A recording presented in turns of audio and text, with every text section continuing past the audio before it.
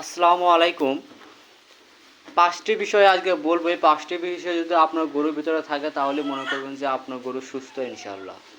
১ number হচ্ছে আপনার গরুর খাওয়া ঠিক আছে নাকি?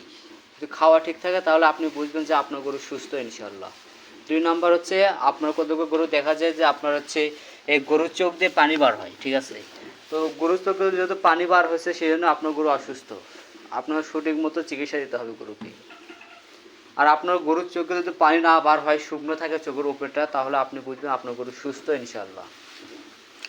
৩ নাম্বার হচ্ছে কতকগুলো গরু দেখা যায় যে আপনার গরুর হচ্ছে লোম খাড়া হয়ে থাকে। এর লোমগুলো খাড়া হয়ে থাকে তাহলে আপনি বুঝবেন আপনার গরু অসুস্থ। আর যদি আপনার গরুর লোম যে এরকম করে শুয়ে থাকে আর কি, মানে মসৃণ হয়ে থাকে, তাহলে বুঝবেন আপনার গরু সুস্থ ইনশাআল্লাহ। ৪ নাম্বার হচ্ছে আপনি দেখবেন যে আপনার গরুর গোবর, এই গোবরটা আপনার নরম না আপনার হচ্ছে এরকম মানে শক্ত একটু মানে মানে এরকম যদি থাকে তাহলে আপনি বুঝবেন যে আপনার গরু ইনশাল্লাহ সুস্থ।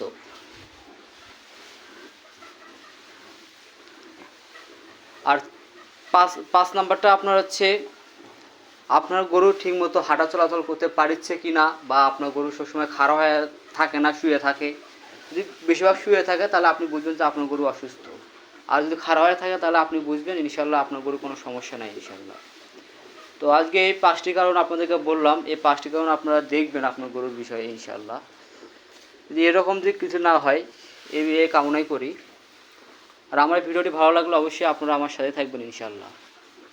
ভালো থাকবেন, সুস্থ থাকবেন। আল্লাহ হাফেজ।